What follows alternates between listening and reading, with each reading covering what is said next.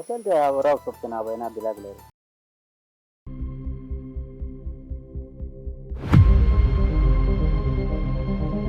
काय म्हणतो जरा त्या दिवशी सरपंचाने पैसे वाटायला चालू केले.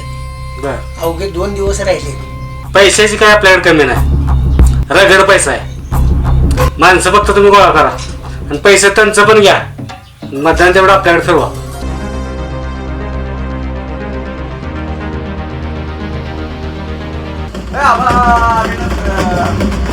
मी का त्याचा नोकर आहे. आबांना माहिती झाली आपण भेटतो, त्यामुळे आता आपलं भेटणं अवघड आहे. संग्राम आपला माणूस आहे, गद्दारी करेल असं मला वाटत. मी माझ्या डोळ्यानं बघितलंय, स्वतः कानानं ऐकलंय, जाऊन तिथं बघितलंय. फक्त संग्रामला तिकीट द्यायचं नाही. माझ्याच मागे का सारखं लागतंय गावाने बातमी मला दाखवा. तुला वेळ नसतो का? राजकारण सोडून तुला दुसरं काय सुचत नाही का? नाही सुचत. मग कशाला प्रेम केलास मग? हे प्रेमाच्या ठिकाणी योग्य असतं. आजपर्यंतच्या सरपंचानं काय विकास केला आहे आपण बघतोयच. गावाची काय अवस्था काय आहे कुठं काय?